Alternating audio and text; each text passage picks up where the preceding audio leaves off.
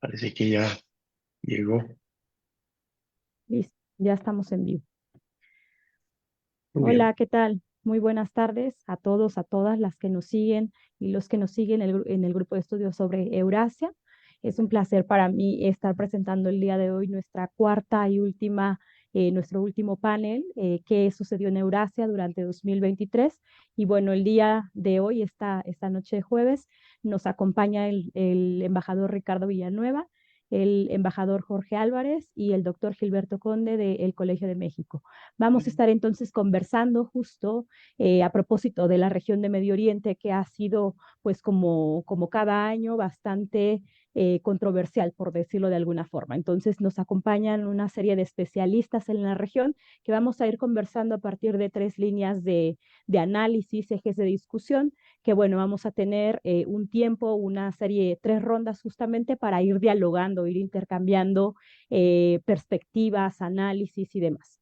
Bueno, entonces les damos la bienvenida a los tres. Estamos muy agradecidas en el grupo de estudios sobre Eurasia por tenerles acá en nuestro espacio. Y bueno, yo iniciando con la primera pregunta, eh, pues la lanzo incluso. ¿Qué eventos, procesos marcaron a Medio Oriente durante el año 2023? Embajador Ricardo Villanueva, por favor.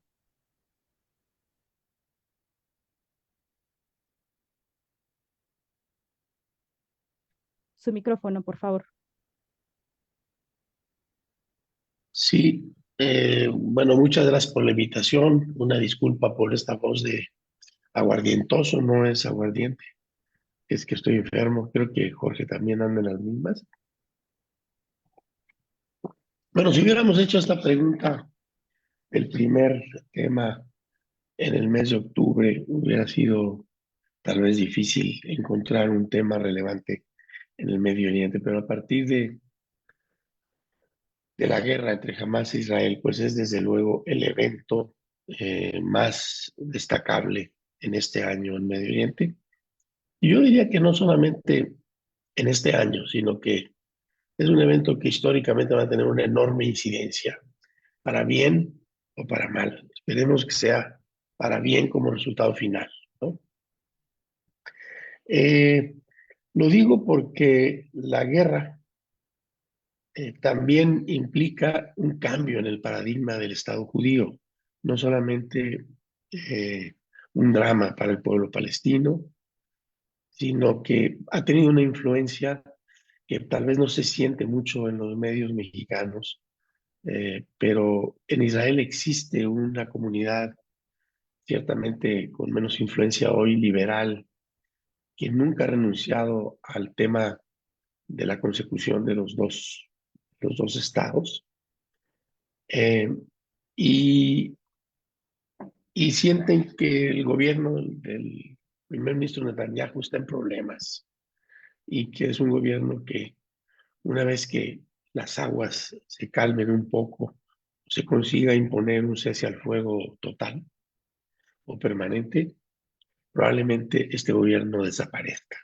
No me gusta hacer a mí premoniciones en ese sentido, pero he hablado con mucha gente y hace involucrada en estas cosas o conocedores de estos temas.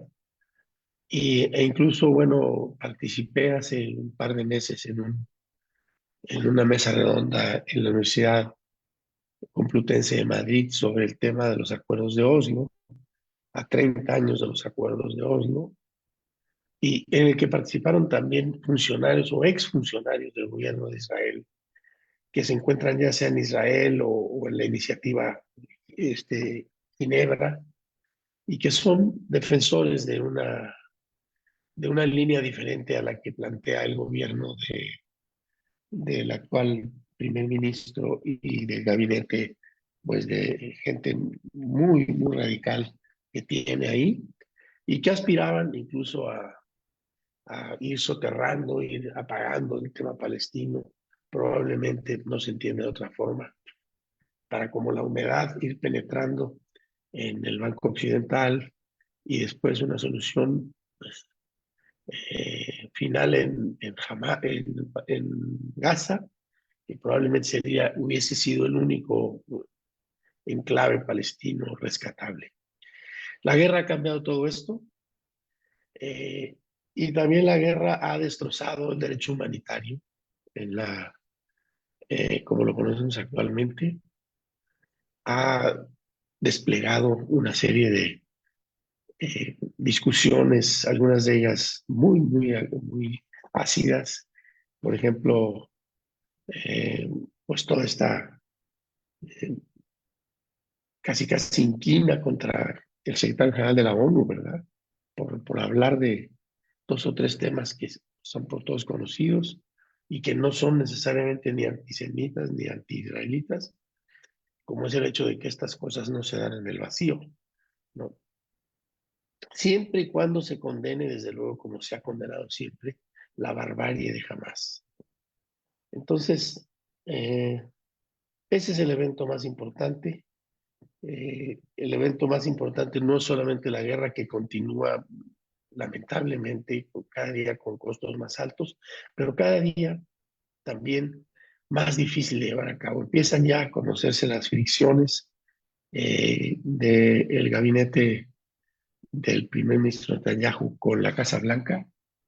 Empieza a haber ya también fracturas en las juventudes de los países árabes que, pues con toda la cantidad de medios que han propagado en redes sociales imágenes y entrevistas sobre esta guerra que está en curso, pues han ido radicalizándose y ahora ya incluso Arabia Saudita, pues le urge un poco a los saudis también que se detenga la agresión, que se detenga la invasión, de manera que se pueda establecer un cese al fuego. Yo hubiera dicho que, me hubiera parecido que también otro tema, esto es brevemente respecto a la guerra, se puede decir muchas cosas, seguramente Jorge también lo va a comentar.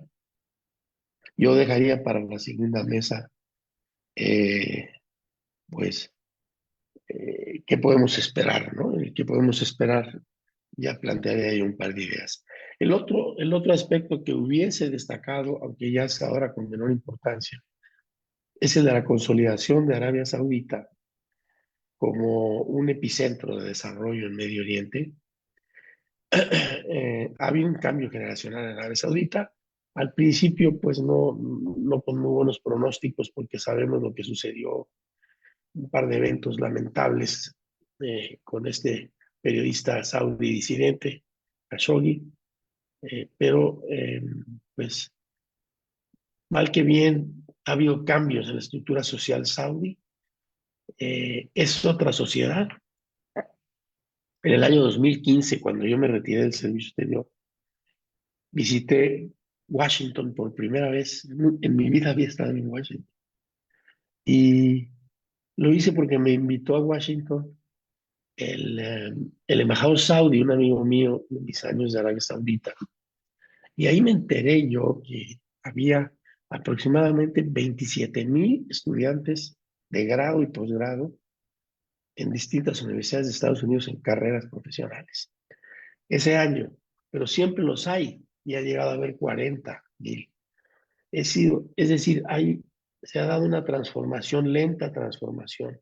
En lugar de enfrentar a la ala radical de los religiosos musulmanes en Saudi, el rey anterior optó por el tema de la educación como un impulso para hacer el cambio.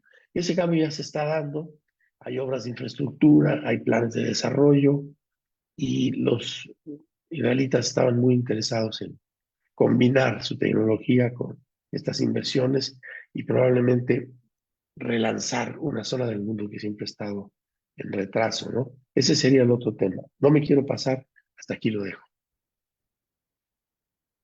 Muchas gracias, embajador Ricardo Villanueva. Bastante interesante esto que nos plantea, que la guerra no solamente implica esto que nos mencionaba, por supuesto, ¿no? Lo que estamos viendo, lo que estamos presenciando, todo un drama, una tragedia, desde luego, para las y los palestinos, pero también lo representa para el propio Estado judío, ¿no? Esta guerra, claro, está reestructurando estas relaciones de poder especialmente o específicamente más bien para este Estado, este ente sionista, que bueno, habrá que ver entonces cómo esto va a afectarle estructuralmente. Y claro, ¿no? También muy importante esta consolidación de Arabia Saudita como este epicentro de desarrollo en Medio Oriente, que bueno, sigue su curso y que frente a esta guerra de alto impacto también se esperan bastantes cambios en materia de relaciones exteriores al menos, ¿no? Bueno, pues sin más, me gustaría darle la palabra al embajador Jorge Álvarez Fuentes. Por favor, adelante.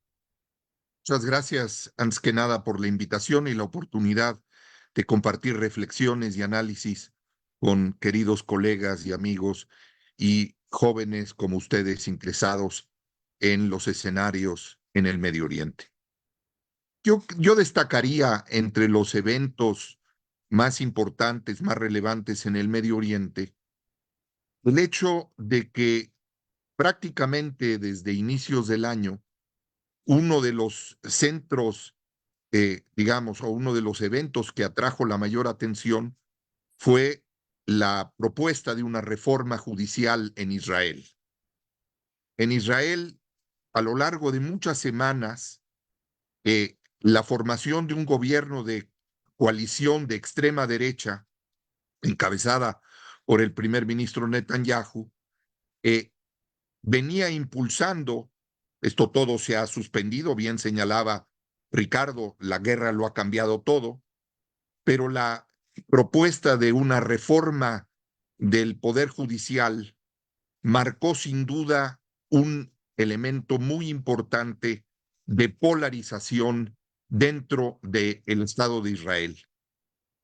Hay que destacar que durante semanas hubo una amplísima participación de profesionistas, médicos, reservistas del ejército, empresarios, exmilitares, etcétera, señalando los riesgos que podría entrañar la reforma, que le restaría ciertamente autonomía y el sentido de contrapeso del Poder Judicial. La degradación de la democracia israelí estaba y sigue estando en juego. Entonces, ese sería un primer elemento que yo destacaría, claro, sin poder dejar la perspectiva de que muchos hechos y muchos acontecimientos han desembocado ahora en esta terrible guerra entre Israel y Hamás en la Franja de Gaza. Porque yo creo que también lo que hay que señalar es que a lo largo del 2023 se incrementaron los choques violentos en los territorios ocupados. Hay que destacar que estos no son solo las incursiones de efectivos de las fuerzas de defensa de Israel, sino también grupos de choque de los colonos que han traído una serie de confrontaciones con decenas de víctimas mortales y por supuesto el conflicto se ha instalado. El conflicto está instalado en un status quo, que eso no quiere decir que las cosas no se hayan agravado. Se han agravado, ¿por qué? Porque los temas que tienen que ver con ataques suicidas, represalias desmedidas, pero sobre todo el control, la segmentación territorial de la ocupación israelí se ha acentuado. Y claro, ya desde principios del año, también las visiones y posiciones de Israel y los Estados Unidos no necesariamente han estado alineadas.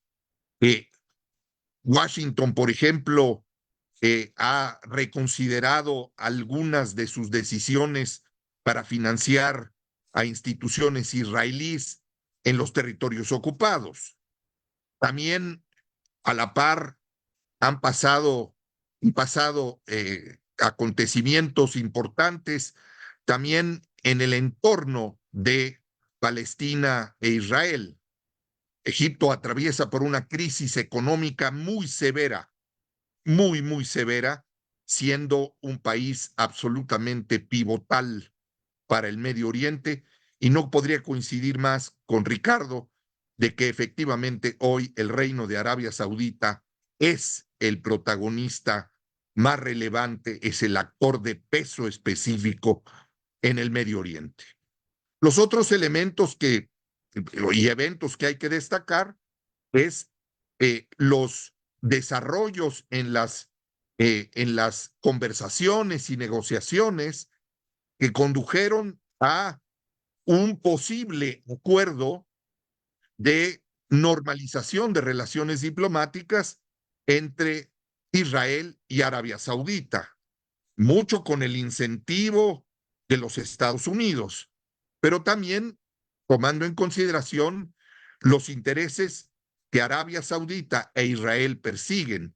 El primero, buscando una reconfiguración completa del esquema de seguridad y de desarrollo que posible, al menos hay información fidedigna, cierta, sobre algunos de los elementos que podría comprender un acuerdo de normalización en lo que respecta a la capacidad del desarrollo de nuclear en el caso de Arabia Saudita. Pero también eh, esto viene también de atrás de los llamados acuerdos de Abraham. Pero también no quisiera dejar de lado a otro de los vecinos, pues, hacer de lado en el caso de Egipto, pero en el otro vecino, el Líbano ha vivido durante el 2023 una situación de verdadera quiebra. Es un país absolutamente desfondado, donde las instituciones, no hay presidencia, no se ha podido, digamos, llevar a cabo los mínimos procesos y los ciudadanos libaneses están en bancarrota. Líbano atraviesa ya no una situación al borde del precipicio, atraviesa la caída sobre el precipicio. Claro, también vemos en el caso de Jordania situaciones complejas para un país que juega un papel muy importante en digamos, en los equilibrios mínimos en relación a los palestinos, los refugiados palestinos. Por supuesto, pues que ya nos olvidamos de la guerra en Siria. La guerra en Siria eh, no ha terminado, a pesar de que hoy no figure en las noticias, en los medios de comunicación occidentales, pero no podemos tampoco dejar de atender que siguen estando casi 4 millones de sirios, digamos, en las zonas controladas por las fuerzas que se oponen al régimen de Bashar el-Assad, y vemos también la actuación de Turquía en lo que se refiere a sus acciones sobre la frontera. Entonces, yo diría que, claro, el evento que cambió todo, que cambió totalmente la trayectoria y que tendrá consecuencias e implicaciones regionales e internacionales, no de corto y mediano, sino de largo plazo, como la guerra, van marcando. Entonces, yo creo que hay que calibrar la situación. Están también, por supuesto, los otros actores. Está también Irán, un Irán que también restableció relaciones diplomáticas con Arabia Saudita gracias también a la participación y mediación de China. China ha ido avanzando también en este año en una no solo presencia, en una participación activa en los escenarios en el Medio Oriente.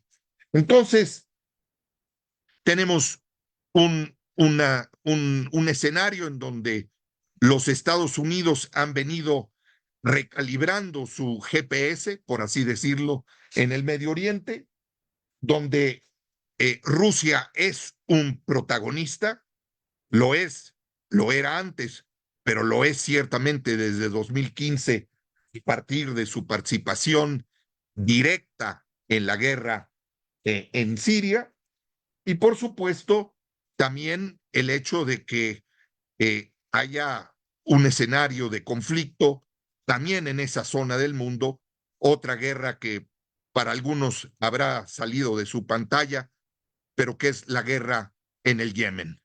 Entonces, tenemos un 2023 en el Medio Oriente eh, que venía, digamos, elevando la temperatura, las situaciones eh, de confrontación y de crisis, y que ahora ha desembocado en esta guerra que tiene una dimensión geopolítica, pero tiene una dimensión humanitaria, en donde estamos viendo efectivamente que las acciones, tanto por parte de una organización que es una organización política, como es Hamas, pero también es una organización terrorista, así considerada por varios estados nacionales, ha marcado sin duda un, un cambio fundamental en el Medio Oriente.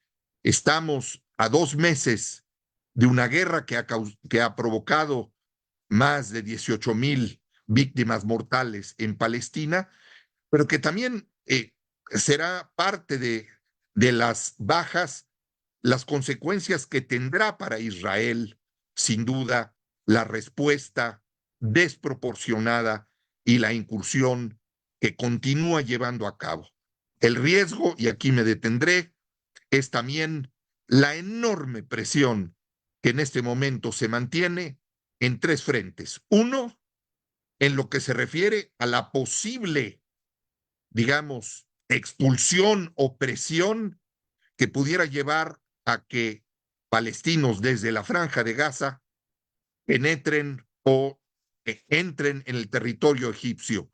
Para Egipto es un tema fundamental, existencial, pero también las presiones que existen en relación a los palestinos en los territorios ocupados, en Cisjordania, respecto de también efectos que han dejado claramente los líderes jordanos y egipcios en claro. Por el otro lado, está también el hecho de el cambio también en las maneras en que los Estados Unidos eh, va a ir conduciendo los siguientes pasos. Hay un costo enorme también para los Estados Unidos el hecho de haber ejercido su poder de veto en las Naciones Unidas. El otro frente es, ya lo señalaba Ricardo, es el hecho de que esta guerra está en una línea de confrontación entre Israel y la Organización de las Naciones Unidas. Dejo aquí en este primer bloque y agradezco nuevamente la oportunidad de estar con ustedes. Muchas gracias, embajador Jorge Álvarez, por todo este panorama bastante general, bastante complejo. Rescato entre todo lo que nos menciona la cuestión de la seguridad y el desarrollo, algo fundamental, algo sumamente importante para comprender, pues, estas tensiones en la región de Medio Oriente, especialmente porque acá tenemos implicados no nada más a potencias extrarregionales, por supuesto, como lo es Estados Unidos, Rusia, la misma China, sino también dos actores, como ya bien lo han señalado los dos panelistas anteriores, que es Arabia Saudita e Israel, ¿no? Israel el día de hoy pues está promocionando desafortunadamente a partir de esta guerra de alto impacto como este sujeto, esta empresa justo que se dedica al armamento y al ámbito de la seguridad, ¿no? Y entonces, claro, esta regulación, esta normalización que se planteaba de las relaciones entre Arabia Saudita e Israel, pues van bastante encaminadas a estos proyectos, ¿no? Empresariales. Pero bueno, sin más, me gustaría darle la palabra al doctor Gilberto Conde del Colegio de México. Adelante, por favor, doctor. Muchas gracias. Pues, pues muchas gracias a los embajadores que me precedieron, me hacen la tarea más fácil, creo, o más difícil, porque ya no me queda mucho que decir. No, creo que es clarísimo lo que ambos han dicho, estos acontecimientos a partir del 7 de octubre han cambiado completamente el panorama, y lo van a cambiar, yo creo que de manera profunda en varios niveles, ¿no? Y, y bueno, algo que parecía estar ocurriendo hasta el 6 de octubre, al grado de que el mismo Jake Sullivan, el consejero de Seguridad Nacional de Estados Unidos, publicó un artículo en Foreign Affairs diciendo que ya el problema de Palestina ya no era importante, ya había pasado a la historia, este, y bueno, yo creo que desde cierto punto de vista, para muchos, sí, ya era como esa piedra en el zapato que ya podían sacarla y botarla, ¿no? Para andar más cómodos, haciendo negocios y tal. Eh, pero bueno, volvió con toda la fuerza y volvió para quedarse por un buen tiempo, cambiando muchísimas percepciones y los jóvenes, yo creo que no solo de Arabia Saudí, ya no era un tema para ellos, no era un tema Palestina y el sufrimiento de los palestinos y hoy es el tema, creo yo, para los saudíes, los jóvenes saudíes y para muchos otros jóvenes de toda la región del Medio Oriente, particularmente árabes, pero también otros países musulmanes que no son árabes o no principalmente árabes. También esta cuestión es muy importante y ha vuelto al escenario no solamente ahí, ha vuelto al escenario a nivel mundial.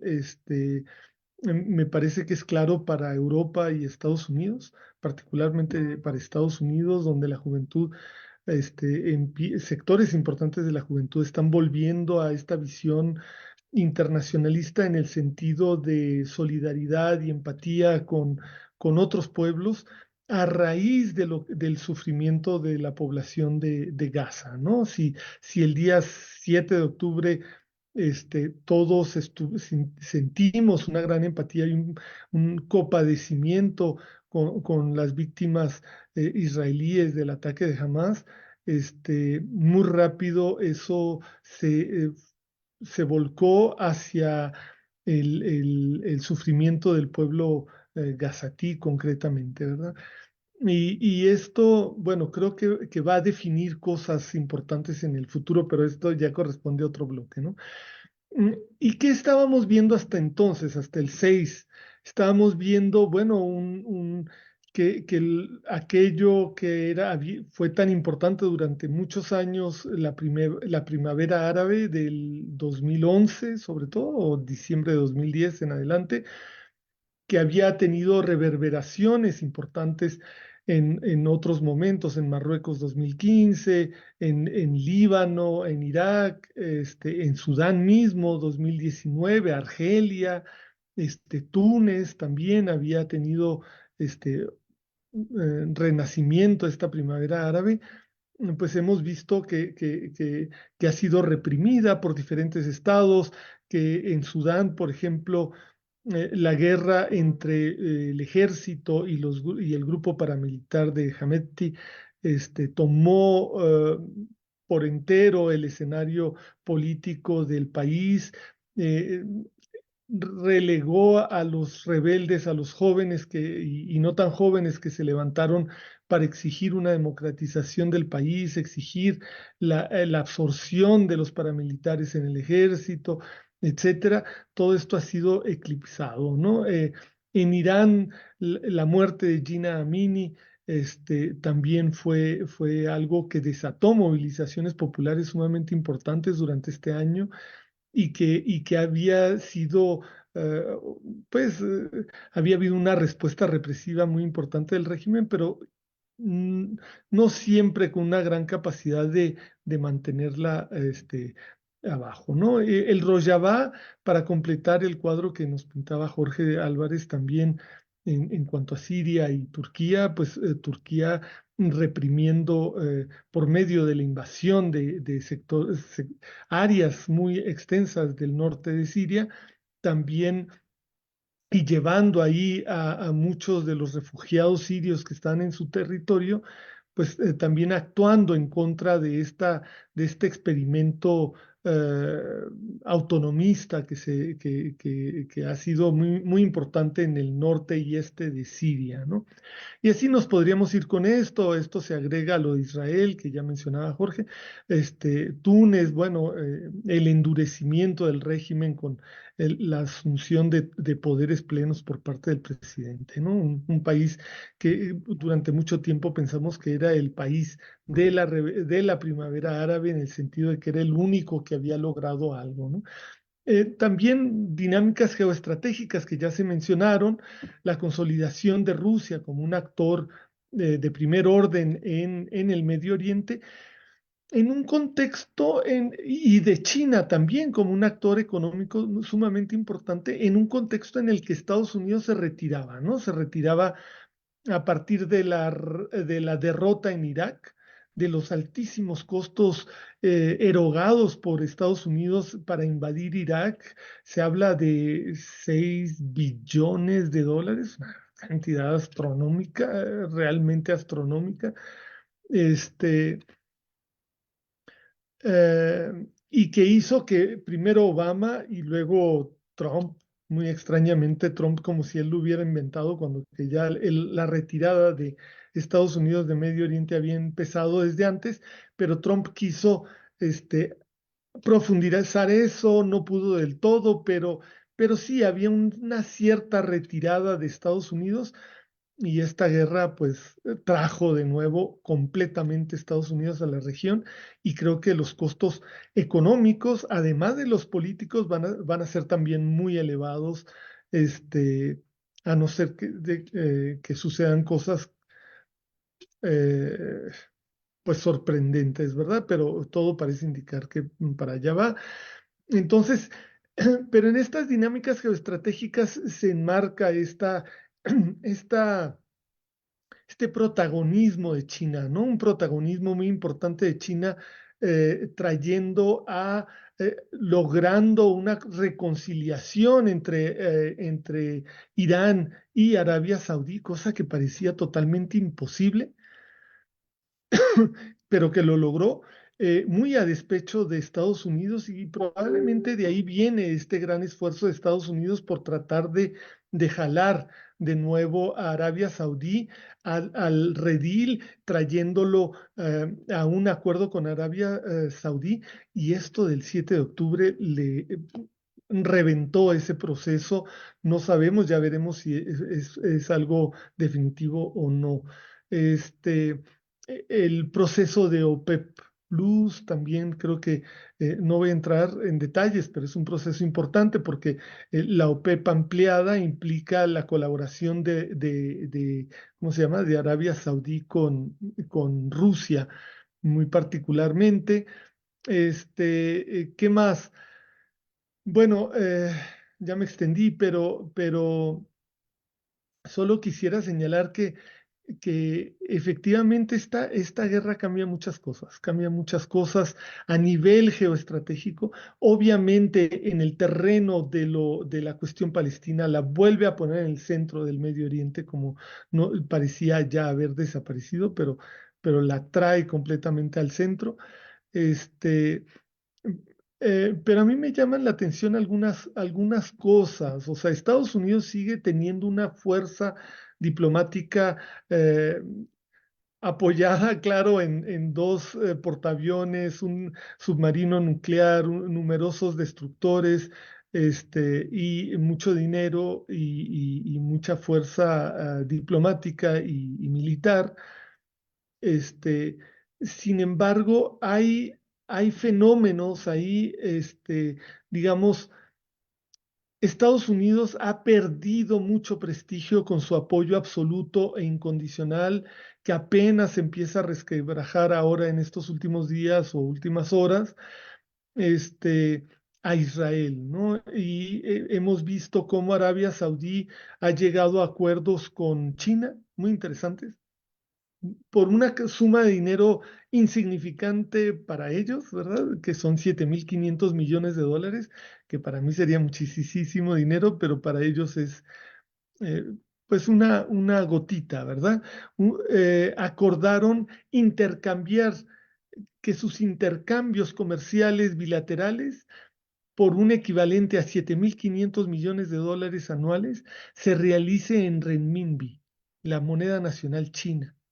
Y eso es una bofetada a Estados Unidos, justamente que se le da justamente en este contexto de la agresión israelí sobre Gaza, porque a pesar de que hay un elemento de guerra con Hamas, hay un elemento de agresión burda, brutal, impresionante sobre la población civil gazatí, que el propio Biden reconoció en una conversación privada que se hizo pública y viral, donde dice, habla de los ataques indiscriminados de Israel sobre Gaza. En fin, y paralelamente a esto, pues una relación más intensa de los países de la región, por lo menos una relación diplomática más intensa con Rusia, ¿no? Son probablemente pequeños pataditas debajo de la mesa a Estados Unidos por esta situación. Muchas gracias. Muchas gracias por sus reflexiones, doctor Gilberto Conde. Pues bastante que decir. Yo rescataría, para no robarles más el tiempo, la cuestión de las movilizaciones populares, que son fundamentales. De pronto, este escenario de una guerra directa, esta violencia, pues en su versión más extrema, pues llega a nublar justo el resto del panorama. Y en esa nube de invisibilización, pues los primeros que salen pues son estas movilizaciones populares que, como bien lo mencionaba, pues tenemos movilizaciones desde Irán, Rojava, Marruecos, Sudán, Palestina, el mismo Israel y Túnez, ¿no? Una sociedad joven, además, descontenta con las políticas intervencionistas, pero también con las propias políticas autoritarias de sus propios estados, ¿no? Entonces, por supuesto que hay que prestarles atención, porque estos también son un elemento de cambios en las dinámicas geoestratégicas. Bueno, pues sin más, vamos a pasar a la segunda ronda. Con la pregunta, con esta serie de reflexiones: ¿qué podemos esperar en Medio Oriente para 2024? ¿Qué cambios o continuidades se pueden vislumbrar? Bueno, a continuación entonces le voy a dar la palabra al embajador Jorge Álvarez, por favor. Muchas gracias.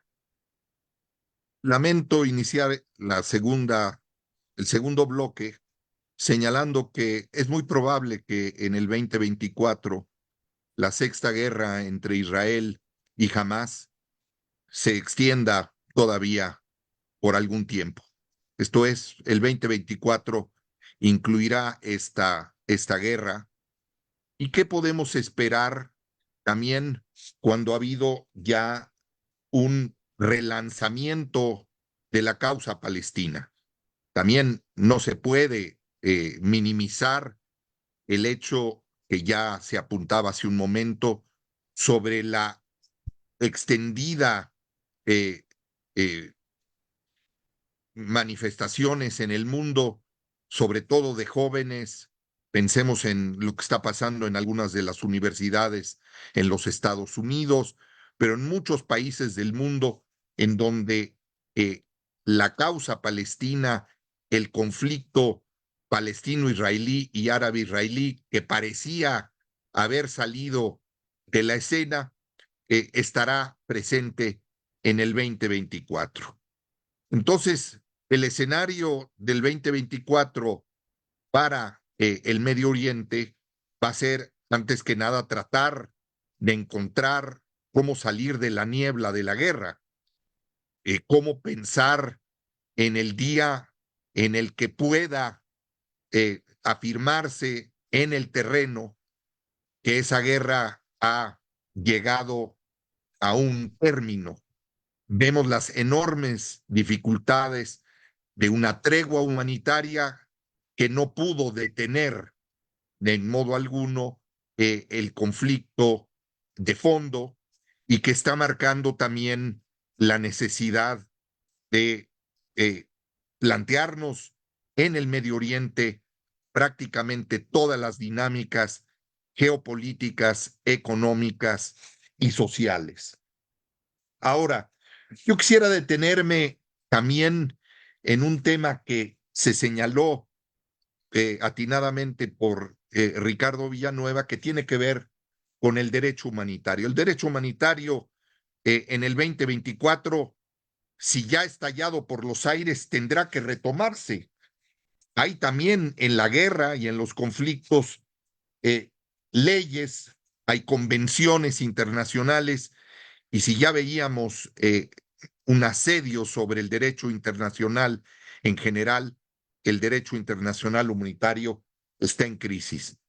Y de la misma manera en que jamás tendrá que responder por las acciones terroristas en contra de ciudadanos de Israel y de otros países, pero también Israel, el gobierno de Israel, el primer ministro, el ministro de Defensa, tendrán que responder por el, la, la, la respuesta, decía yo en mi anterior intervención, desmedida, desproporcionada. Habrá investigaciones, sin duda, y sin duda tendrán que plantearse los temas de los crímenes de guerra, porque la violencia ha cobrado en el Medio Oriente ya una dimensión verdaderamente de hecatombe, catastrófica. Y aquí la pregunta en el 2024 será, ¿quiénes y con quién se podrá negociar la paz? ¿Cómo podemos imaginarnos un proceso de paz cuando hemos visto que para la visión de algunos, ciertamente la del primer ministro Netanyahu, la idea era que los refugiados palestinos se pudrieran en los campamentos, que los territorios ocupados fueran constante y consistentemente, digamos, vaciados, la judaización de los territorios ocupados, y al mismo tiempo hacer notar que no hay con quién negociar la paz, no hay con quién negociar, hay una crisis muy profunda. Entonces, ¿con quién? No va a ser un gobierno israelí encabezado por Netanyahu, él cuidará de su pellejo y seguramente los miembros de su gobierno también tendrán que enfrentar serias responsabilidades, pero también está la Autoridad Nacional Palestina, Mahmoud Abbas, que hoy es parte del problema cuando debía ser y debiera ser parte de la solución. Cuando uno lee declaraciones y posicionamientos respecto de que posiblemente la Autoridad Nacional Palestina pudiera gobernar en Gaza, es una afrenta al sentido común. Eso no va a ocurrir. Israel en el 2024 va a establecer las condiciones de seguridad y mantendrá sobre esa enclave eso. En este momento estamos también viendo cómo después de 10 años el régimen de Al-Sisi en Egipto seguramente obtendrá un nuevo mandato. Será un gobierno con las características que ha tenido después del golpe de Estado en el 2013. Habrán pasado 10 años ya de ese intento de cambio en Egipto. Entonces, hablar, como se habla en muchas ocasiones, de de cuál puede ser los escenarios en el Medio Oriente, a mi modo de ver, lo que ha hecho es que se han alejado las premisas y las precarias condiciones que había sobre el terreno para conseguir una solución pacífica. Casi se ha vuelto un mantra hablar de la solución de dos estados, pero hablar de la solución de dos estados implica efectivamente tener claro cómo es que se vislumbra efectivamente dos estados que puedan convivir respetándose fronteras internacionales. Múltiples acciones, no solo la guerra, otros elementos seguramente en el 2024 continuarán socavando las perspectivas, las, las, la debilidad también de la participación de Europa, una Unión Europea que en muchos sentidos ha sido fundamental también para mantener un status quo respecto del apoyo financiero a la Autoridad Nacional Palestina y a el organismo de las Naciones Unidas que vela por los refugiados palestinos. Entonces, estamos también frente a un escenario en donde en el 2024 la guerra de desinformación y de propaganda va, a mi modo de ver, a, a radicalizarse. Tenemos, por un lado, una campaña feroz por medios, digamos, que han buscado ir en la dirección de respaldar, digamos, el derecho de Israel a defenderse. Y por el otro lado tenemos una maquinaria también muy potente que no puede minimizarse, que es el caso de Al Jazeera, que es no una cadena de televisión, es una, una organización con enormes capacidades de conducir, establecer y acotar las narrativas. Entonces, frente a la simpatía inicial por Israel, veremos ahora seguramente las condenas por su actuación y veremos también un escenario en donde los actores no estatales jugarán un papel más preponderante del que hasta ahora han tenido. Ahí dejo esta segunda participación. Muchas gracias. Gracias a usted, embajador Jorge Álvarez. Un panorama nuevamente bastante complejo, desafortunadamente, pues no muy alentador. Vemos claro, ¿no? Que en este próximo año esta guerra, pues va a tomar otras formas, otras dimensiones, quizá una prolongación incluso un tanto más, más amplia, que por supuesto representa una serie de pérdidas humanas y justo, ¿no? Una deshumanización de, pues, del pueblo, de los sujetos, las sujetas palestinas, pero de las sociedades civiles en general. Y me quedo con esta pregunta, ¿no? ¿Quiénes podrán negociar la paz? ¿Quiénes son esos sujetos, esos actores colectivos que tienen la capacidad de negociar una paz entre, claro, ¿no?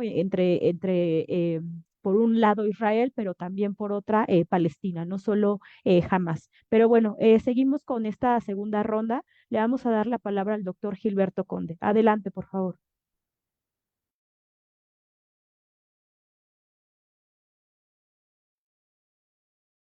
Gilberto Conde, el micro, por fin. Sí, gracias. Efectivamente, me parece que las tendencias para el año próximo van a depender mucho de la evolución de la guerra. Este, y bueno, obviamente no tenemos aquí una bola de cristal y no podemos preverlo, salvo algunas cosas que parecen claras, ¿no? Como ya se mencionaba.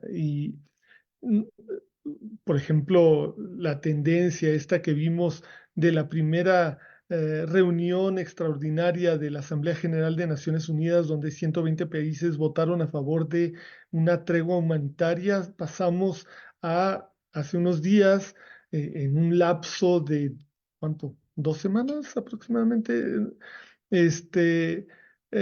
quizá un poquito más, pasamos de 120 países a 153 países que ya no llaman a un cese ya no llaman a una tregua humanitaria, llaman, exigen, demandan un cese al fuego por razones humanitarias. Entonces sí se ve una transición, un cambio en el estado de ánimo de los gobiernos, que yo creo que refleja un cambio en el estado de ánimo de las poblaciones del mundo ante esta guerra espantosa, esta hecatombe. Por ahí decía yo que en otra ocasión que se nos acaban las palabras, ¿no?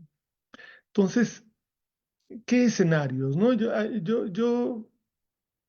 Evidentemente puede haber una infinidad de escenarios, pero voy a hablar de dos básicamente. No es que sea de que sean los más probables, pero son de los que se puede uno imaginar con facilidad, y pues por ello, ¿no? Un escenario es una presencia israelí prolongada en Gaza, que es lo que está planteando Israel, ¿no? Que ellos se quieren quedar ahí, no quieren que venga la autoridad palestina a gobernar. Quieren en todo caso que haya países, representantes de países moderados, dicen ellos, no sé a qué se refieran con moderados. Viniendo de Netanyahu, esa palabra me parece que tiene una sonoridad un poco extraña, pero a que les ayuden a administrar cosas, ¿no? Yo creo que cualquier gobierno que colabore con un gobierno de ocupación israelí en Gaza se va a ver perjudicadísimo en lo interno. Y dudo mucho que se avienten y en lo regional. Dudo mucho, aunque puedo equivocarme, por supuesto, que se quieran aventar ese papel de sirvientes de Israel para la colonización de los gazatíes después de la destrucción prácticamente total de Gaza, del sistema sanitario.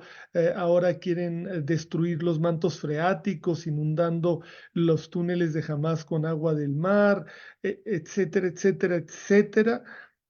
Lo veo muy difícil, ¿no? Entonces, una presencia israelí en Gaza de largo plazo es sin duda el propósito del gobierno. ¿Qué tan realizable será? No lo sé. Me parece difícil, pero bueno, esa es su propuesta, a pesar de lo que dice Estados Unidos, que Estados Unidos plantea otra cosa, ¿no? Y aparentemente el objetivo de Netanyahu y de sus allegados, sus socios extremistas en su propio gobierno, a lo que le están tirando es a incidir en las elecciones estadounidenses para que gane Trump o alguna opción que le ayude en su proyecto de colonización total, eh, signos de interrogación, con limpieza étnica, con exterminio, con expulsión de los palestinos, no sabemos, ¿no? Lo que están haciendo en Gaza actualmente parece más que una cuestión de seguridad, parece una provocación constante, ¿no? Ya estamos en alrededor de 300 muertos en Cisjordania. En fin, me parece que sí es la intención, pero difícil de realizar. Hay otra posibilidad, hay otro escenario posible que no podemos descartar completamente, y es una retirada israelí incondicional de Gaza. Un cese al fuego, en parte por la presión internacional, incluida de Estados Unidos, que no sabemos en qué momento, pero que podría cambiar en algunas semanas, este, pero una presión internacional creciente, pero sobre todo la guerra, lo que es la guerra entre Israel y Hamas. No, obviamente, los bombardeos sobre áreas civiles y el arresto de civiles por parte de Israel, eso es cruel, simplemente, eso no es guerra, eso es una crueldad. Pero lo que es la guerra propiamente dicha, no la están llevando tan bien aparentemente los israelíes, no se están viendo éxitos rotundos de Israel contra Hamás, y al contrario, los de Hamás sí están mostrando éxitos este, muy fuertes en contra de Israel. Las cifras son muy difíciles de creer, las que da Israel. Hablaban ayer de 115 muertos desde la incursión terrestre. Yo creo que son muchos más, pero digamos que son 115. Si las cifras, incluso oficiales, empiezan a subir, va a empezar poco a poco. No digo que va a ser de la noche a la mañana, va a ser cada vez más difícil sostener la popularidad de la guerra dentro de Israel. Además de los rehenes que están debajo de los túneles, en los túneles, esos túneles que está inundando Netanyahu. Hay una actitud de Netanyahu muy extraña hacia los rehenes, o sea, que parece de desdén completo, y que también eso puede empezar a hacer que cambie la opinión pública israelí. Entonces, si esto se da, o sea, eh, mi punto es, no sabemos qué va a pasar con Hamas. No sabemos si Israel va a poder derrotar a Hamas. No parece que lo vaya a poder lograr. Por ahora, Hamas está en el pico de su popularidad entre los palestinos de Gaza y de Cisjordania ahora, y entre secciones crecientes de la juventud árabe. Y no es algo que me emocione ni que me dé muchísimo gusto, pero es simplemente una realidad, y una realidad súper explicable ante este asedio brutal. Creo que ya me extendí, pero bueno, en conclusión, simplemente quiero decir que de estos escenarios, este, el que se defina y cómo se defina entre la inmensa, la inmensidad o la infinitud de escenarios posibles ya en lo concreto, pues cómo se materialice esto va a pesar fuertísimo en el futuro del Medio Oriente, sin lugar a dudas, en el 24 y en los años por venir. Muchas gracias, doctor Gilberto Conde, por este análisis bastante bueno, bastante interesante de estos dos escenarios presentados. eh, este primer escenario bastante desalentador, por supuesto, ¿no? Que hay una posibilidad amplia de que esto pueda realizarse y de que Israel tenga el control de Gaza finalmente. Sin embargo, claro, ¿no? Está la presión internacional, la presión de las sociedades civiles que tienen la capacidad de presionar cada vez más a Israel para una retirada definitiva de la franja de Gaza. Pero bueno, sin más, le vamos a ceder la palabra al embajador Ricardo Villanueva, por favor. Sí, muchas gracias. Eh, bueno, como decía Jorge, el escenario para el próximo año, el más probable, es por lo menos al inicio de 2024, es que la guerra continúe. No parece haber espacios en estos días ante la insistencia israelí de derrotar a como de lugar a Hamas y terminar con ellos, extirparlos de Gaza, dicen, ¿no? Pero la pregunta que se plantea, yo creo que así será, yo creo que más temprano que tarde vamos a ver un cese al fuego en cuanto las condiciones ya no puedan sostenerse a nivel de la influencia de la prensa internacional, porque es una batalla que Israel pues ya casi tiene perdida, diría yo, en el mundo, ¿no? Por otro lado, la pregunta que tenemos que hacernos ¿es realmente el fin de Hamas?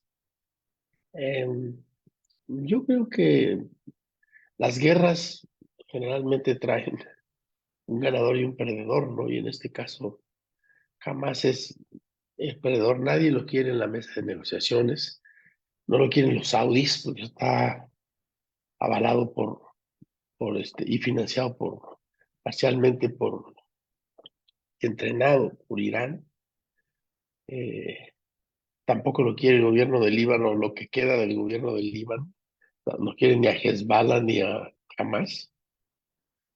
Los saudis menos, y tampoco los egipcios. Entonces yo veo muy fácil, y hay muchos árabes jóvenes y adultos que están en desacuerdo con el rol de Hamas en, no exactamente, probablemente en el inicio de esta guerra, que fue muy lamentable, pero que ayudó dramáticamente y con un alto costo de sangre a poner la causa palestina otra vez en el marco de referencia. Pero no está de acuerdo con el elemento islámico de Hamas, ¿no? Hamas es un grupo militante islámico y en eso es ajeno a la causa palestina, porque la causa palestina fue en el sentido social y libertario, fue lo más democrático que hubo en el mundo árabe por muchos años, ¿no? Era un movimiento laico con grandes intelectuales formados en Occidente o en el mismo mundo árabe, en Egipto, en Irak, en la época de oro de Irak, y gozaban de mucho respeto. Entonces, la pregunta que hay que hacer ¿es el fin de Hamas? Algunos de sus miembros de Hamas dicen que quieren tener ahora, empiezan a reflexionar y dicen que quieren tener un lugar en la mesa de negociaciones con Israel. Piensan que yo lo veo casi imposible que lo tengan. Pero en el fondo el problema del próximo año no va a ser jamás ni el gobierno de Netanyahu, que a mí me parece que tiene los días contados. Hay todo un grupo eh, eh, que estaba ya en desacuerdo en Israel con el gobierno de Netanyahu, tanto tecnócratas del sector de los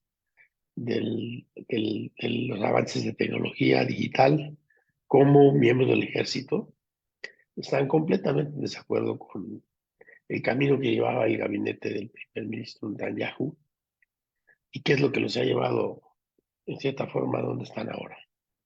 Entonces, yo creo que además del problema que tiene él en lo personal, que sabe que en cuanto se le termine la inmunidad, pues probablemente termine atrás de las rejas. Eh, el fin de Hamas, el fin de Netanyahu, y de ahí el problema para mí será construir un interlocutor válido para los saudis, para los americanos y para los israelitas. Ya no es el Israel de los años 80, 90, ¿no? De los inicios de Oslo, que era un gobierno infinitamente más abierto dispuesto. Tampoco es la OLP de Arafat, que a mí me parece dejó ir muchas oportunidades en esos diálogos de Oslo. Es cierto que Oslo no fue pues, una perita en dulce, ni fue lo mejor que les pudo haber pasado, pero era un gran inicio. Sobre todo les permitía afianzarse como autoridad reconocida de los palestinos en esos territorios. No lo quiso aceptar, al final terminó aceptando que reconocieran a la Autoridad Nacional Palestina, no al Estado palestino. Los límites de territorio cercano de Gaza, en fin, por no definirse a tiempo, ¿no? Yo recuerdo que por aquella época fui a despedirme del ministro de Asuntos Exteriores de Arabia Saudita, y yo dejaba ese país cuando estaban en curso las negociaciones del grupo de Oslo. Y me dijo, cuando le pregunté que qué le parecía, me dijo, mire, embajador, me recuerda el caso del señor que lo pierde todo en una casa de apuestas, en un casino. Y al final, antes de salir, el portero le da $10 para que lleve algo de comer a su casa esa noche. Eso es lo que consiguieron los palestinos en Oslo. Le dijo Saúl al-Faisal, que era un tipo muy cercano a los americanos, pero que en el tema de, perdón, en el tema de Palestina, me parece a mí que eran incluso estaban más comprometidos que hoy los gobiernos saudí actual. Ese panorama ya no existe, ni en Arabia Saudita, no existe esa actitud tampoco. No existía durante los acuerdos Abrams. Yo creo que sí peligraba que hicieran un poco un lado a, a Hamas y a los palestinos. Y hoy ya las cosas han cambiado. Hay que construir un interlocutor para firmar una paz. Están cercados también los israelitas porque no pueden solucionar este problema ya si no se abren a la solución de los dos estados. Ya no hay, yo no veo manera y esa sería la oportunidad de una paz verdadera. También me viene a la memoria la guerra del 73 como una oportunidad. La guerra del 73 fue un drama para Israel, nos tomó por sorpresa. Ellos sienten mucho miedo también de alrededor de los estados árabes. Son estados muy grandes, en aquel tiempo con ejércitos muy numerosos. Y sin embargo, Sadat se lanzó a la búsqueda de una solución mediante el cruce del Canal de Suez y atrajo a Kissinger para conseguir lo que él quería, que era devuélvanme el Sinaí y yo firmo la paz con Israel. ¿Por qué? Porque están cansados. Es decir, el caso de Egipto es un drama eh, que empezó en la guerra del 67 y que demolió moralmente a la sociedad egipcia, la sociedad intelectual. Ahí cambió todo, se empobreció el país. Y Sadat lo vio todo con mucha claridad y dijo, este pleito nos va a acabar destrozando como país. Entonces ahora por lo menos son un interlocutor válido, Egipto, un interlocutor que no es el Egipto de 1953, ¿no? Que pudo haber tomado Arabia Saudita y demás con Nasser. Las fichas y las cartas hoy son otras. Pero eso es lo que viene el año que entra. La construcción de una autoridad nacional palestina para negociar. ¿Quién? El joven viejito que está en el Banco Occidental de Jordán, con toda la carga que tienen de ineficiencia y corrupción, o un nuevo equipo, incluir arrepentidos de Hamas, yo qué sé, pero lo tienen que hacer el próximo año y eso lo vamos a ver y tiene que haber también un momento de paz en que digan hasta aquí llegamos y los elementos de Hamas que se puedan haber quedado vivos, pues se van a quedar vivos. No se puede estar bombardeando a Gaza indiscriminadamente durante 2 meses, ¿no? Si no lo resiste la opinión pública internacional. De hecho, yo creo que ya está saturado. Eso es lo que yo creo que va a venir el próximo año.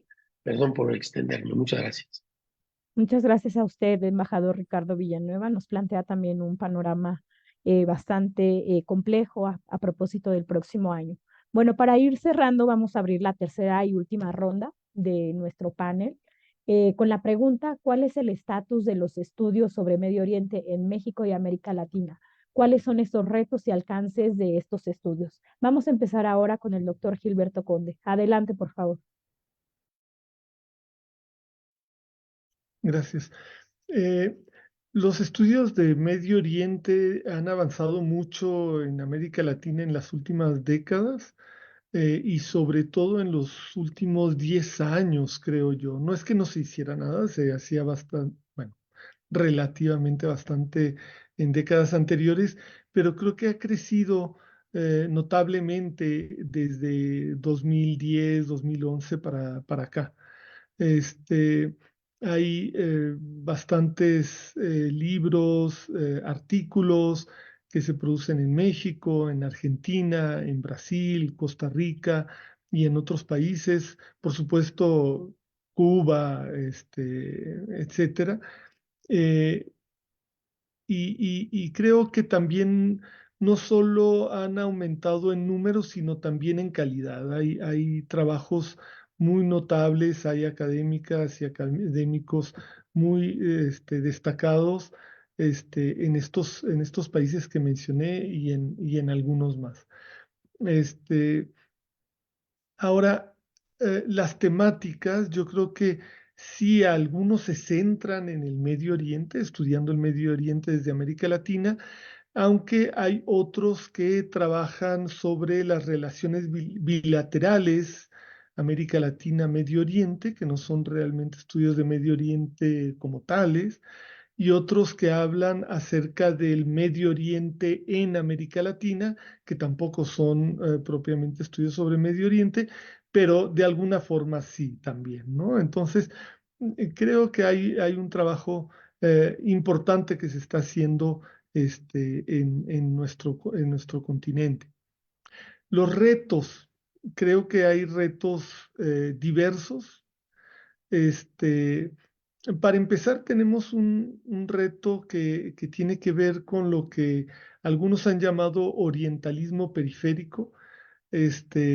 No todos estamos totalmente de acuerdo en cómo definir el orientalismo periférico, pero digamos que eh, cuando desde América Latina pensamos en una región del mundo que no es Estados Unidos o Europa, muchas veces estamos influidos por lo que se hace desde Estados Unidos o Europa.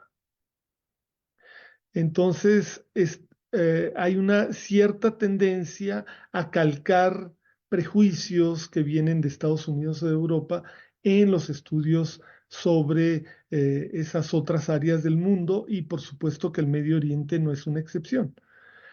Esto lo vemos con toda frecuencia en medios corporativos de comunicación.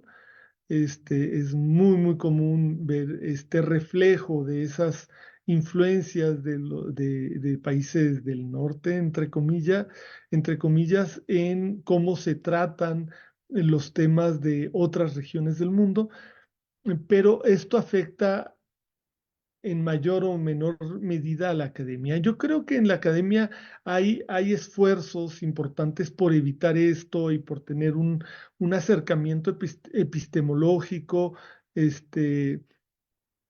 que trate de relacionar directamente a nuestros países, nuestro continente, con esas otras regiones del mundo y en particular con el Medio Oriente. Este, eh, ¿qué Entonces ese sería un desafío, pero es un desafío que no necesariamente es insuperable, ¿no? Creo que hay esfuerzos importantes por superarlos en la academia en América Latina. Otro tipo de retos que tengo que me parece que es importante es la cuestión de la colaboración transfronteriza dentro de América Latina para pensar y para colaborar en estudios acerca del Medio Oriente y otras regiones. De nuevo, no es que no exista, sí existe. Este, yo mismo he editado libros colectivos en los que participan personas de los países que mencioné anteriormente. Este, y lo digo con mucho orgullo, eh, pero y hay otros esfuerzos que se han realizado también por realizar colaboraciones por medio de Claxo, que han tenido algún éxito, aunque sea relativo, por medio de otras iniciativas como la Semana Árabe en México, que originalmente se coorganizaba entre el Colmex y el CIDE, y que después tomó el CIDE y que también se convirtió en un espacio de colaboración inter América Latina. Y otro espacio que también es de colaboración es ALADA, la Asociación Latinoamericana de Estudios de Asia y África, ¿no? En la que, bueno, sus conferencias o congresos no son muy frecuentes, pero cuando los hay, pues representan una ocasión importante para que converjan los estudiosos de las diferentes regiones de Asia y África, de toda América Latina.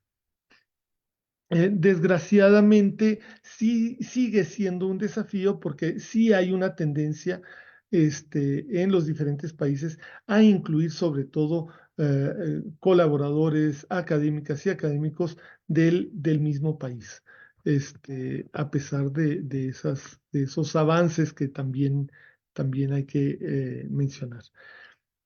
Finalmente, otro desafío muy importante es el del financiamiento. Bueno, uno de los desafíos es la lengua, ¿no? O las lenguas de la región, como el árabe, el persa, el hebreo, el turco, el kurdo, amazigh, etcétera. Este, no hay muchos lugares donde se enseñen, y bueno, el árabe se enseña en algunos sitios y en México particularmente creo que ya hay un número importante de académicos que tienen algún nivel de árabe por lo menos que les ayuda al menos a tener un acercamiento diferente a la región, ¿no? Que me parece también una cosa eh, nada despreciable.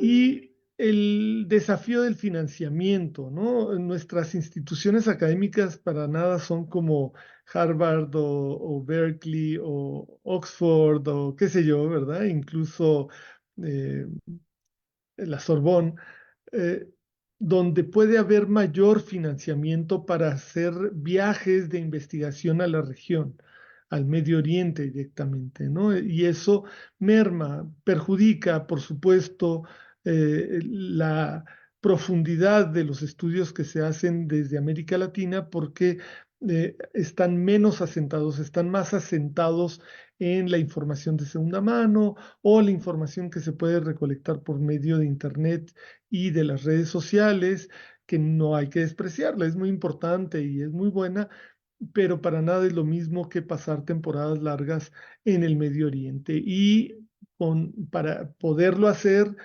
pues, pues se requeriría de mayor financiamiento y desgraciadamente no hay tanto, ¿no? Y ya para terminar, yo creo que algo que podría ayudar en el caso de México, pero también en el caso de otros países de América Latina, sería una colaboración más estrecha entre la academia especializada en los estudios de esa región o de esas regiones con las cancillerías de nuestros países para tener una relación, porque si nos apoyamos en financiamiento de los estados que queremos estudiar, pues va a haber un sesgo a favor de esos estados que va a complicar, va a hacer que pierdan calidad nuestros estudios, como creo yo se puede notar en algunos que sí están, que sí tienen que ver o que veres con financiamientos de la región.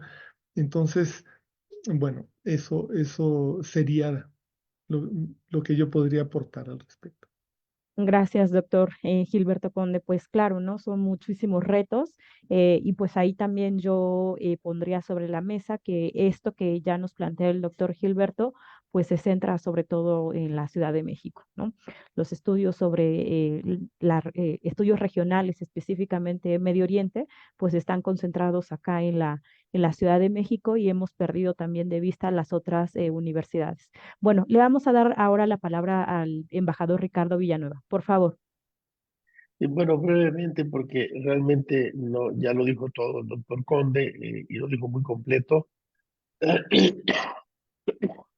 No es mi ámbito de experiencia el tema académico en la región sobre mundo árabe, pero sí puedo decir que un par de experiencias que tuve en Sudamérica, en Chile y Perú, y me impresionó mucho en el caso de Chile que la comunidad, a diferencia de Brasil o de México, que tienen comunidades libanesas muy grandes, sobre todo Brasil, pero en el caso de Chile la comunidad es palestina. Y no solo es una comunidad que come taquitos de hoja de parra con arroz adentro y cosas por el estilo. sino que es una comunidad activa. Tienen una escuela de primaria preparatoria bilingüe árabe-español en Santiago de Chile.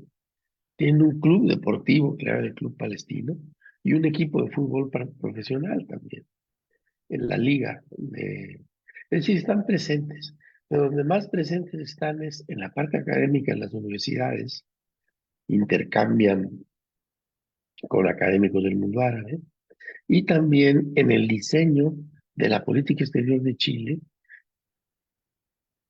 hacia el mundo árabe. Ellos tienen una enorme influencia. Es decir, si hay un lugar en el mundo donde no te puedes meter con los palestinos, es en Chile, porque lo controlan todo ahí, en términos de política exterior. Y es gente que llegó muy pobre en las postrimerías del siglo XIX, han hecho enormes capitales, sin llegar a ser los enormes capitales libaneses mexicanos, pero muy aceptables, y que son respetados, en fin, pero sobre todo tienen eso, ¿no?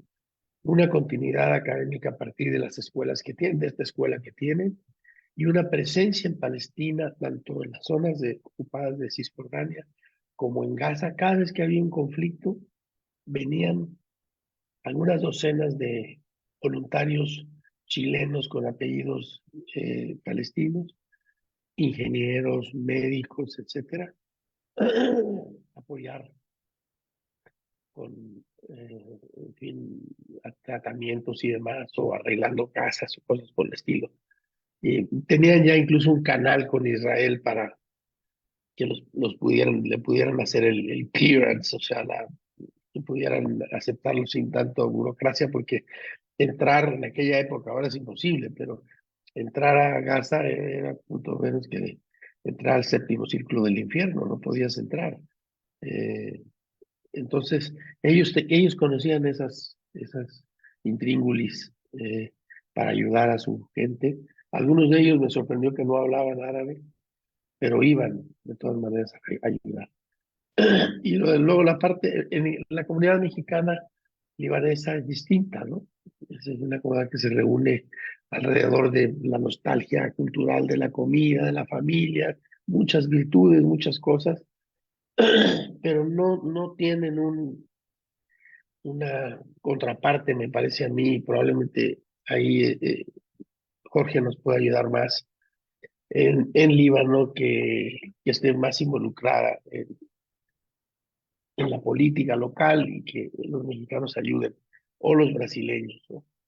Pero bueno, eso es todo lo que podría yo decir. Excelente.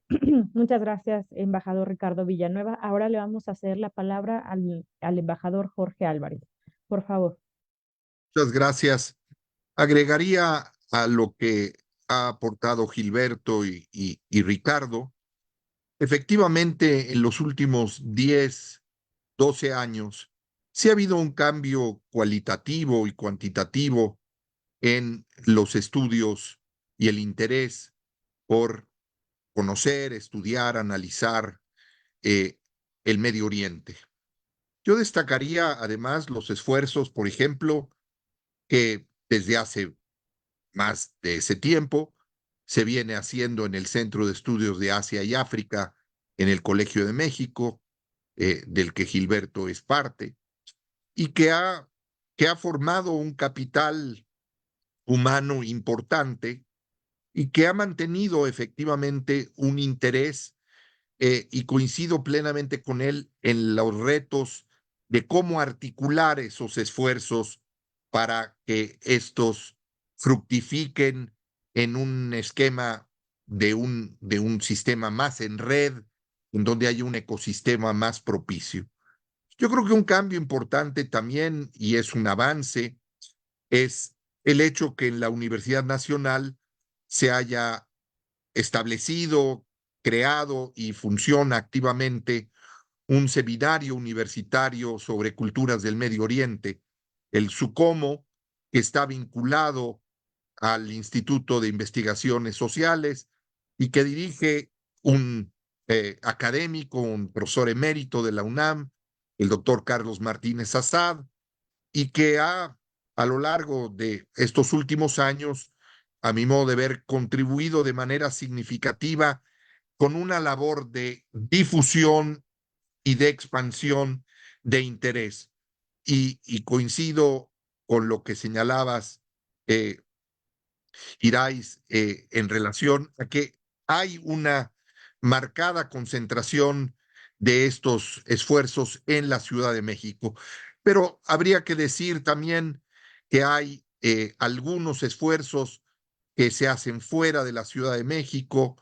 Pienso en, aunque sean, digamos, de un rango más de interés individual, pero en la Universidad de Monterrey, estudios que tienen que ver con, sobre todo, los países de la península arábiga, en particular Arabia Saudita, pero el interés por los estudios relacionados con los Emiratos Árabes, Qatar o los países miembros del Consejo de Cooperación del Golfo.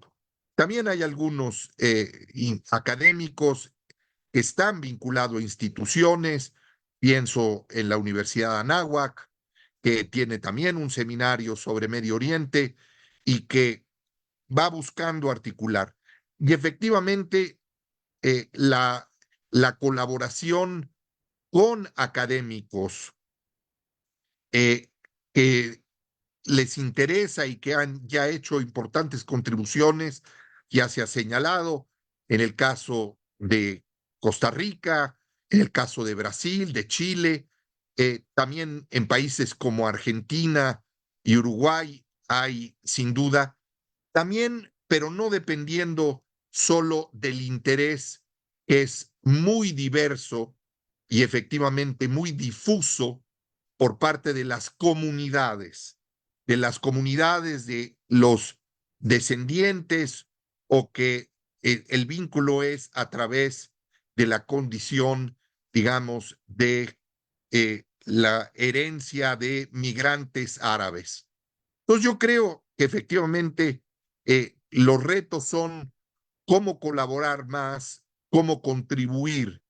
Y también ha habido algunos esfuerzos interesantes que a veces son intermitentes, otros han perdurado. Pienso en una publicación como La Voz del Árabe, que es una publicación que ha aparecido en los últimos años, mucho bajo el empuje, el aliento y seguramente el apoyo material y financiero de las representaciones diplomáticas árabes en México.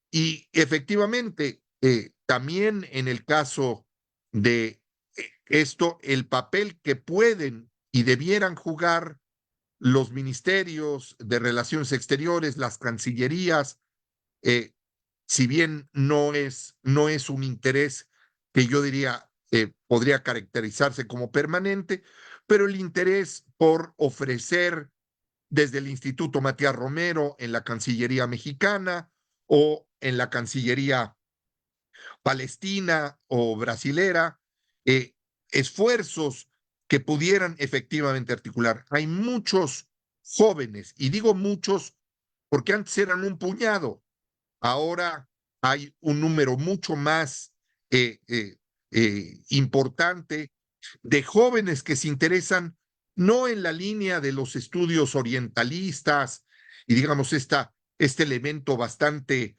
bucólico, casi, digamos, afectivo, sino que se interesan en lo que pasa en la calle árabe, que les interesa, entre otros, cuáles son los impactos hoy. Y utilizaré un ejemplo. El Mundial de Fútbol de Qatar fue una oportunidad que a mi modo de ver pudo haberse capitalizado mejor en hacer fructificar ese interés en jóvenes en muchos países árabes del norte de África, donde el fútbol, como en muchas de nuestras sociedades, es el deporte global y en donde se puede y se debió quizás abrir más en líneas relativas a la diplomacia pública y a la diplomacia académica o a la academia vinculada a esos que ya no pueden pensarse en términos de intercambios y de colaboración, sino en términos de ecosistemas entre instituciones, publicaciones, investigadores. Y yo creo que en ese sentido, pues es muy gratificante ver que hay hoy un acervo de obras publicadas en las que muchos distinguidos académicos, pero también algunos diplomáticos y algunos analistas que se interesan en los temas internacionales han contribuido. Pienso, por ejemplo, en cómo Turquía sin duda ha incentivado, claro, desde sus perspectivas y atendiendo a sus intereses, y bien lo señalaba Gilberto a ese respecto. Pero yo creo que hay que abrir, hay que oxigenar mucho más ese ámbito y de la misma manera que habría que hacerlo con Casa Árabe en Madrid y hacer esfuerzos tendientes a entender mejor y estar más cerca y poder interaccionar en un mundo interconectado y interdisciplinario como el que tenemos hoy. Yo creo que esfuerzos como el que ustedes han llevado a cabo, y nuevamente aprovecho para agradecer la oportunidad, pues contribuyen a eso. Ya hay académicos mexicanos, jóvenes, estudiantes de maestría y de doctorado, asociados a algunos programas. Eh, pienso, por ejemplo, en el programa universitario de estudios de Asia y África, en donde en los últimos tiempos ha habido un interés particular en relación a Marruecos y los cambios en Marruecos, o lo que está pasando en Argelia y otros esfuerzos, también desde la Facultad de Ciencias Políticas y Sociales en la UNAM. Y entonces creo que los retos es elevar la visibilidad, tratar de hacer una vinculación con las herramientas que tenemos hoy a nuestro alcance y contribuir a que haya una mejor comprensión.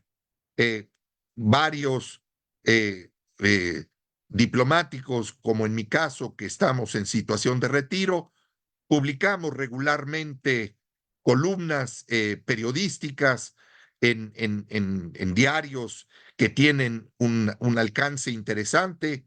Yo lo hago desde el Siglo de Torreón, donde hay una comunidad muy chiquita, pero bien interesante, este, en esa región del país. Y no es solo escribo sobre el Medio Oriente, pero cuando lo hago, la retroalimentación es sumamente estimulante y fructífera. Tenemos retos, sin duda, el interés por el Medio Oriente debe ir más allá de la coyuntura. Muchas gracias. Muchas gracias a usted, embajador Jorge Álvarez. Pues claro, no es un panorama difícil, ¿no? En este sentido, pero claro que los lazos son cada vez más importantes, pero también generar esos vínculos con organizaciones que no necesariamente son académicas para ir generando nuevos puentes, nuevas sinergias. Y en ese sentido, también me gustaría mencionar al Museo Nacional de las Culturas del Mundo, con la llegada y la dirección de la maestra Alejandra Gómez Colorado, que ha impulsado Así es. bastantes actividades con respecto a la región de Medio Oriente. Bueno, antes de finalizar este panel, les voy a hacer un par de preguntas que nos ponen acá en el público del grupo de estudios sobre Eurasia y vamos a seguir el primer orden de la primera pregunta.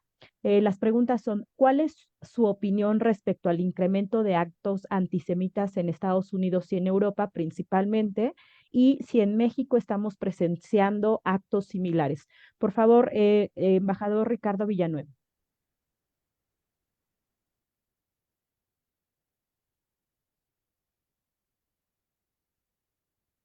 Su micrófono, por favor. No sé si son antisemitas en naturaleza, en realidad es un ambiente que se ha enrarecido con la guerra y también obedece a una cierta conformación, un cambio en la conformación étnica de Estados Unidos. Hay más musulmanes hoy que antes. Y por lo general, esos movimientos que a veces rayan en lo absurdo, como le pasó en Harvard, ¿no? Eh, y también en México con mensajes que me llegan de algunos amigos, incluso que yo los tengo en muy buena estima, reproducen prácticamente eh, puntos de vista del Ministerio de Asuntos Exteriores de Israel, bueno, lo cual es respetable, pueden hacer de ellos su labor, pero digamos es muy primitivo. Plantean el tema del conflicto árabe-palestino como un problema histórico de que no hay con quién hablar, somos muy buenos. Es decir, los argumentos tradicionales clásicos que ya conocemos, pero no se focalizan en las cosas de fondo, en ese tema que señalaba el secretario general de la ONU, que las cosas no pasan en un ambiente vacío, ¿no? Entonces, yo creo que me preocupa más lo que sucede en Europa, donde hay un poco más de información y empieza a ver ya los gobiernos empiezan a tomar bandera, los gobiernos de izquierda contra los de derecha, a través de utilizando el tema de la guerra. Por ejemplo, el caso de Pedro Sánchez aquí en España, ¿no? Que pues la verdad fue muy valiente de ir con el primer ministro de Bélgica a hablar con Netanyahu y decirle ahí que ya estaba bien de tanto bombardeo. Y lo dijo en las cámaras y se escuchó su voz en inglés. Luego vino lo que ya sabemos, ¿no? Luego ya viene de que te pasan los F-36 y todo lo que tratan de deshacer, pero lo dijo. Y en Europa, bueno, es muy importante la voz de Alemania, de Francia, pero hay otros países por ahí que escapan, como Hungría, que también son muy pro-israelitas, ¿no? Eh, sí, ya empiezan a polarizarse las cosas porque se está alargando mucho la guerra. Pero yo no creo que haya más ni menos antisemitismo. En resumen, es simplemente los aires de los tiempos. Excelente. Muchas gracias, embajador Ricardo Villanueva. Ahora le damos la palabra al embajador Jorge Álvarez, por favor. Creo que es natural tener una aprehensión sobre posibles eh, ataques, manifestaciones que tengan un ánimo antisemita o islamofóbico. Vemos que en algunos casos estos están en buena medida alimentados por una polarización en los medios. Yo hablaba también de la guerra, de la propaganda, los temas que tienen que ver con la desinformación o la reproducción masiva. Ahora, con las redes sociales, eh, advertimos ese efecto, digamos, de reverberación, que en muchos casos no tienen que ser noticias falsas, sino que tienen que ver con el, el explícito exigencia de tomar partido, ¿no? Yo creo que hay esfuerzos muy valiosos que se hacen en instituciones académicas, en medios de comunicación, en centros de estudios, para buscar justamente que se entienda que no se trata de darle la razón a una de las partes, cuando además es cuestionable hablar de las partes como si los palestinos pudieran estar en la misma condición en la que está el Estado de Israel. Yo creo que aquí lo que es importante es eh, buscar justamente elementos de análisis con información y argumentación que se sustenta no en las manifestaciones de simpatía o de rechazo, y que tienen que ver también con la manera en que consumimos noticias, nos informamos.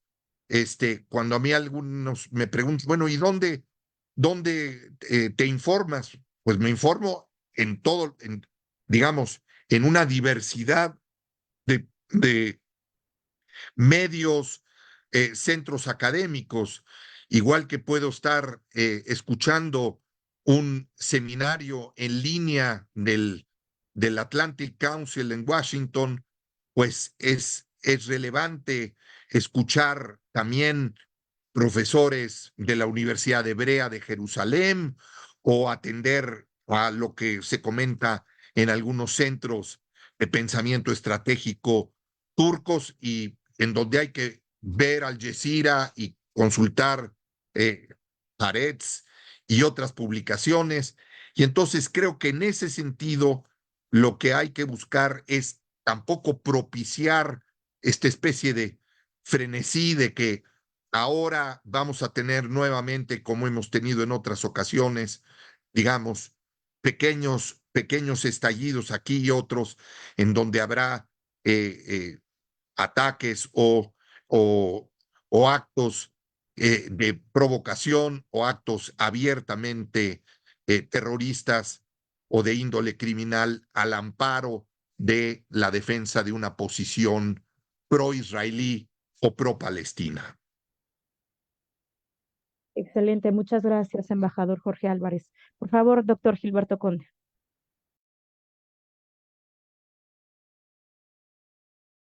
El micrófono, por favor. Gracias. En Estados Unidos ha habido algunos actos antisemitas, pero creo que no han sido muy extendidos. Más bien ha habido como un ataque por parte de organizaciones pro-israelíes o desde el gobierno, o desde algún partido que no está en la mayoría más que en la Cámara Baja, en el Congreso estadounidense, acusaciones de antisemitismo en lugares donde es realmente muy dudoso, ¿no? Por ejemplo, en las universidades estadounidenses, esta consigna que se ha gritado que del río al mar Palestina será libre. No recuerdo cómo se dice en español para que rime, pero este, como si fuera un llamado al genocidio de los judíos. Y y bueno, ellos explican que no se trata de eso, sino que de lo que se trata es de que los palestinos sean libres, así como los judíos sean libres, ¿no? O la cuestión de que intifada, cuando gritan intifada, la intifada es un llamado al genocidio, también explican que no, que intifada que significa una rebelión y que ha habido rebeliones e intifadas, por lo tanto, en contra de gobiernos árabes. Entonces, no es un llamado al genocidio de los judíos, tampoco es antisemita, pues.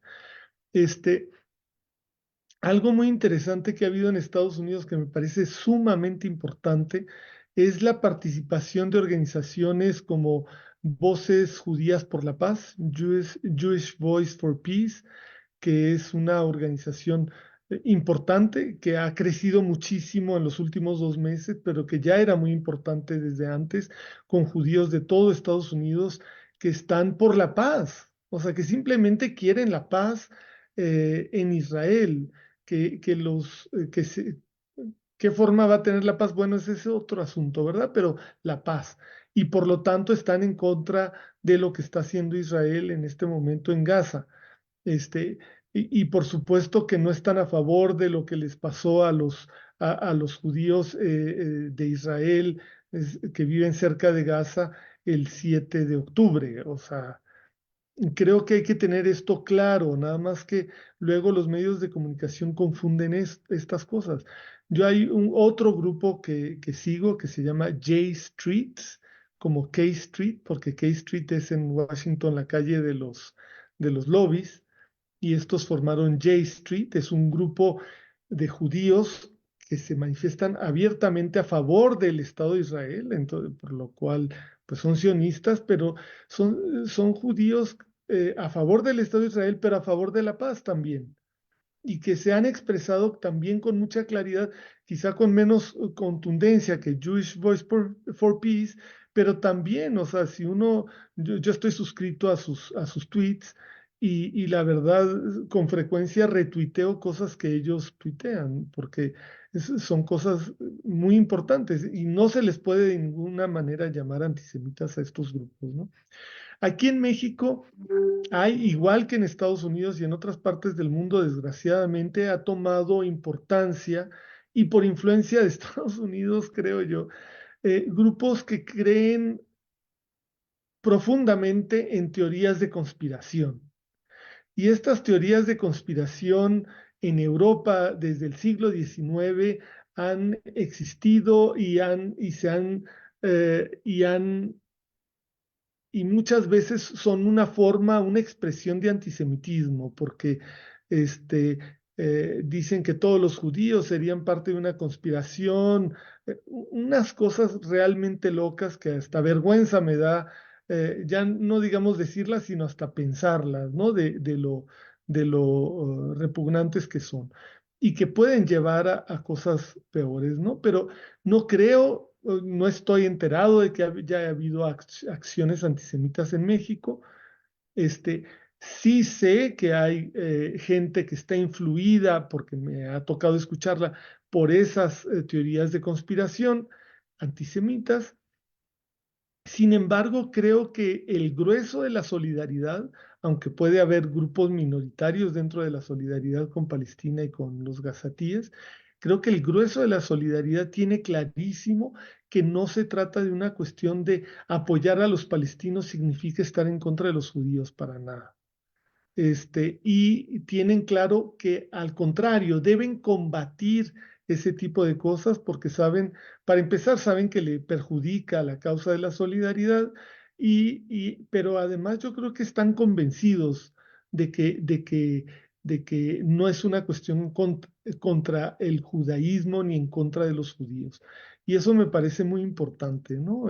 Que exista esa conciencia y que incluso la Embajada Palestina en México apoye a ese esfuerzo de que no se convierta la solidaridad en algo que esté en contra de los judíos.